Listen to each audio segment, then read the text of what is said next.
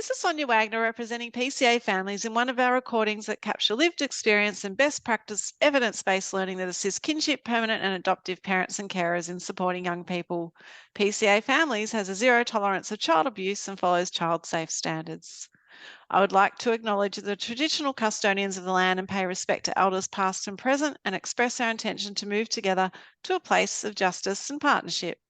Today, we are speaking with Peter Fitzsimmons about how the support from PCA Families has made a difference to his family and in particular to his grandson. Peter and his wife are now permanent carers of their grandson. Peter's grandson is his son's child. His son has an acquired brain injury, and after a brief relationship, his grandson was born. His grandson and the mother remained in hospital for several months after his birth. The mother also had serious mental issues, and Peter and his wife were refused access to their grandson during that time. DFFH intervened, and after 71 court cases, Peter and his wife now have the role of mother and father in his grandson's life. So, welcome, Peter. Thank you. A lot of challenges there along the way. And I think there's a lot we can learn from you in that regard. So, sounds like one of the biggest challenges was the 71 court cases and the roundtable appearances in 5 years. So can you tell us a bit more about that? Yeah, I think, Sonia, the issue initially was that we did not know what the process was, and we did not have any clarity around what that was going to look like, and indeed had no idea that it was going to take nearly 4.5 years, nearly 5 years. Wow. And that was the biggest challenge. But in the middle, like just after we started, DHS said, look, we'll make you party to proceedings, which means that I sat at the bar table with their barrister and I was able to actually have some input, which was really, really helpful. Oh, that's good. So really good. So it gives you a better insight, doesn't it? So it certainly does. Yeah. So and I know you had you spent a bit of time in court and you had a few complications there. So can you tell us a bit more about that and what the court process was? There was a lot of variations to the order, I believe. So yeah, and that's probably the contention above all else, that the system allows for variation to orders, which is a legal right that anyone can have, but a lot of the variation applications were just frivolous. But each time they were made, and they were made mainly by our grandson's grandmother, maternal grandmother, we would still have to go to court, and they would generally be over in about 5 minutes. It was just, and probably a third of all of those 71 court appearances were variations to the order, and not one of them was successful. Wow. So what was the learning out of that for you? Was it about having support or was it something else? So yeah, the learning, I guess, would be from a legal perspective, that just how complicated the system is, and it's certainly not a friendly system for people that don't have a legal background. So I have a part legal background in work that I've done. So to me, it wasn't over the top in the context. I understood what was happening, but the process was onerous. And that was the issue. It was the process that just went on and on and on.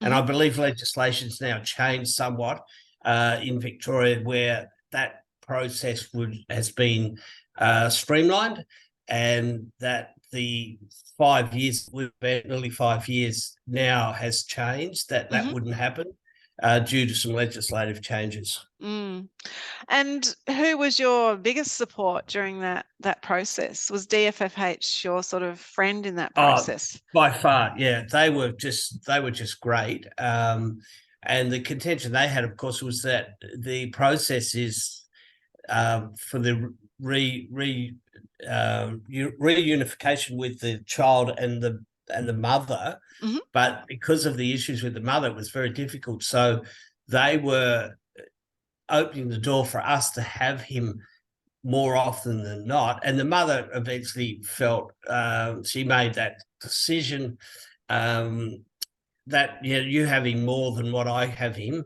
And so it was a process of just elimination, if you like, a time issue, but onerous all the same. Okay. Yeah. Fair enough. And in terms of family contact, I know we've spoken briefly about that being a big challenge for you, involving the mother and her parents, and your grandson or your son as well. So can you tell me a bit more about that and how you manage that?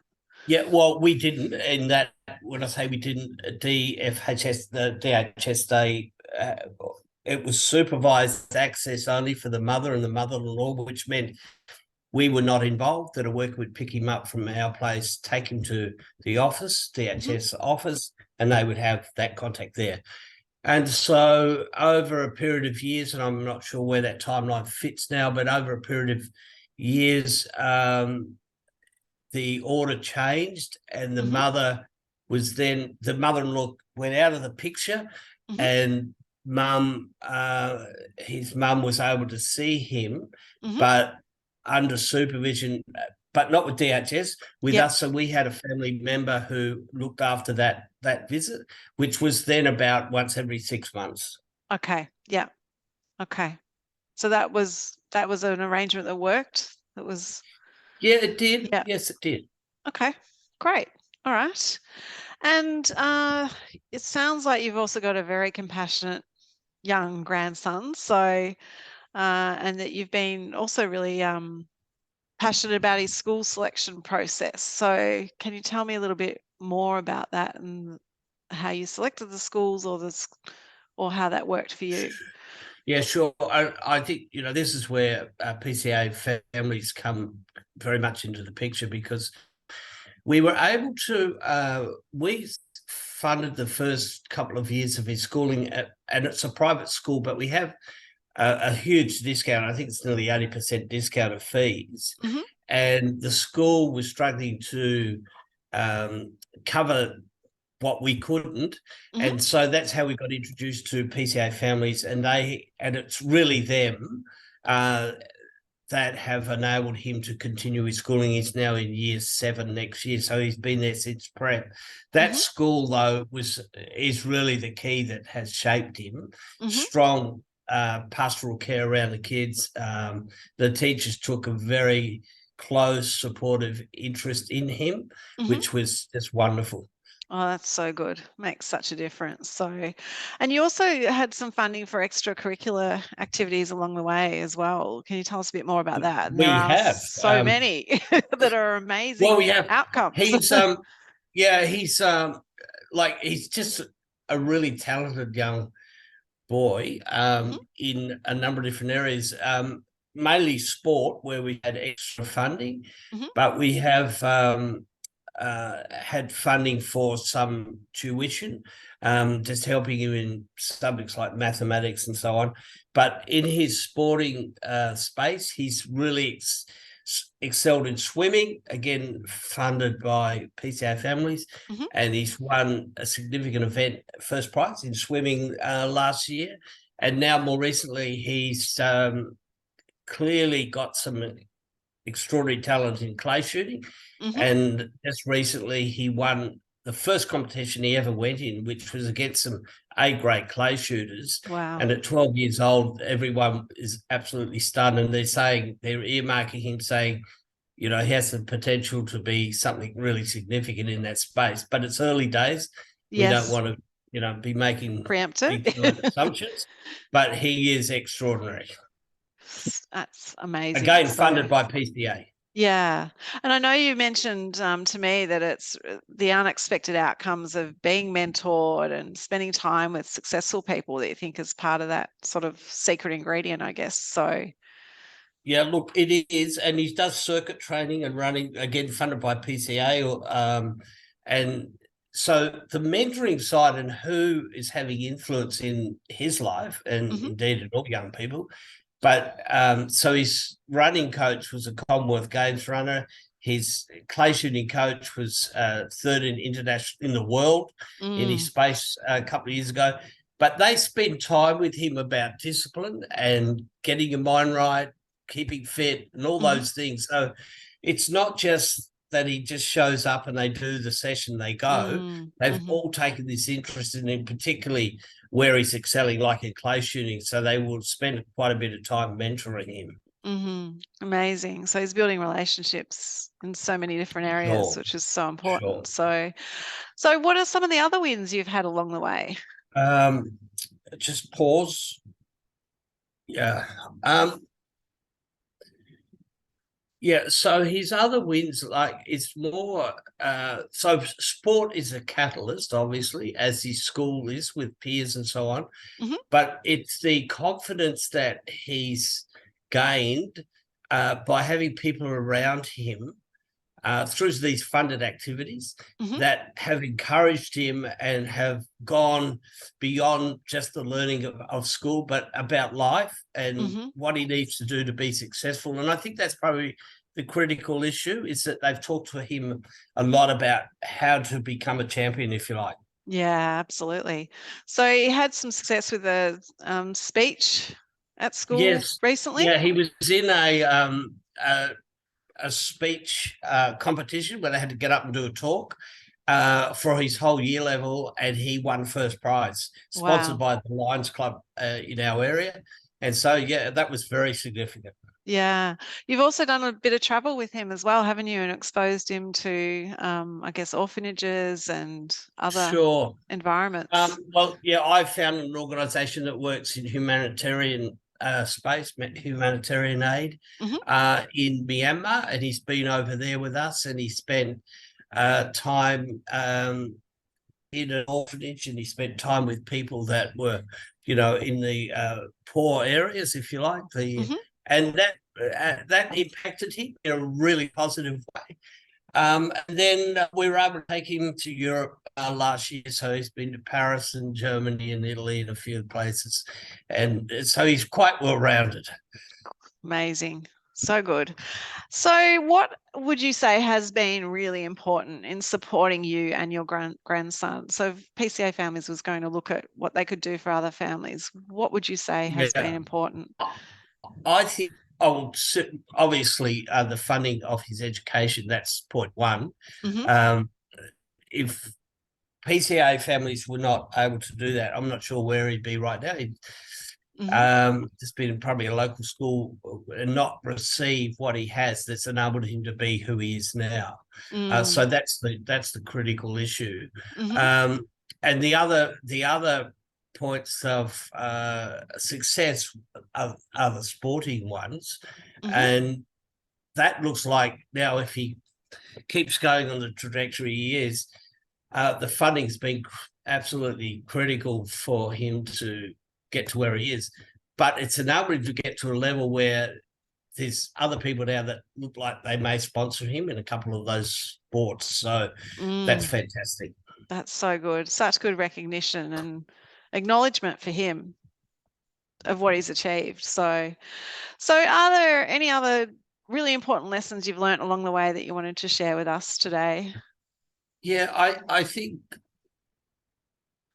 it's important for people who are in the process, and I'm saying in the process that may or may not have been supported by PCA Families, but it is the issues of how you then process in our case, our grandson's development in relation to who he is, who his mum and dad were or are, and we've encouraged him that while mum and dad aren't where they would be or should be as far as parents go, that they will always be his mum and dad. And so we talked a lot about that he has access to them. He understands what the process is that's caused him to be with us, and he's been very comfortable with that. Yeah. So he's got an open relationship with you all to ask the questions he wants to ask. So yeah, amazing. So important. So I know you also mentioned to me that, the outcomes are not always what you expect, but, don't carry expectations with you. Do you think that has helped you as well along the has, journey. particularly in the court processes, that ours went on and on and on. And I think it's very important for people to realise that while you may think that your case has every merit and you have expectations as to outcomes as to what they should or should not be, Mm-hmm. at the end of the day, it's the magistrate that will make that decision. Mm-hmm. And sometimes it may not go where you think it would. Mm-hmm. And that's something that people need to be very, very clear about, because and they need support around that, Sonia, as well, that when you get to those points, and particularly if there's dispute between the parties as far as custodial issues go, Mm-hmm. and that's very important Mm-hmm. because that's where there's a lot of angst. And unfortunately, if that's not dealt with correctly and with compassion, Mm-hmm. it's the children that will be affected by it. So we were able to keep our grandson way out of what any contention would be. Mm-hmm. So he's grown up not really knowing of any of the contention that's gone on. And we haven't talked about that with him at this point. We don't feel that's necessary. But maybe later when he gets older, maybe 18 years, something like that, we may have that discussion. Yeah. So you're protecting him with Correct. that. Yeah. And downloading information when he's developmentally ready for it, I guess. So yeah, great. So any last comments that you wanted to share today? I think probably the key the key issue is that not to give up, because the process that they will go through in children's court is doesn't always bring an atmosphere of encouragement and that we are actually going to get a good result. So you'll come up against roadblocks, as we used to call them. How are we going to get around this roadblock? Who's there supporting us? And that's where I think, my suggestion was with PCA Families, that may be an area where people like I could contribute and help others. Absolutely. Yeah, I will take that on board and pass it on up the chain of command. So thank you so much for sharing your story today and being a reminder to, I guess, the long haul and, what's at the end of that long haul, because sometimes it is really hard and exhausting. So it's really good to be reminded of that for our families. So thank you for sharing today. Thank you, Sonia.